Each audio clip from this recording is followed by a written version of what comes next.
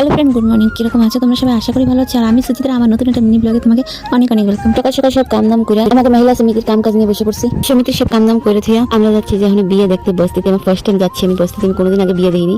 তো চলো তোমাকে দেখাই। তো আমরা ভাবছি বেশ আমরাই যাচ্ছি বাঙালির ভিতরে। তো যাই দিই পুরো বাঙালি আমার গ্রামের লোক ভরা হয়েছে, সবাই দেখতেছে। এই যে বর বউ, আমাকে সরপঞ্চ জি যে যার বিয়ে হচ্ছে সেই সরপঞ্চ। তো আমাকে যাইতে যেতে একটু লেট হয়ে গেছিল, আমাকে আরেকটু আগে আসা লাগতো। যাই দিই পুরো রসম ঠসম সব কমপ্লিট হয়ে গেছে। আমরা যাওয়ার সাথে সাথে বর বউকে ঘরে নিয়ে যাচ্ছে।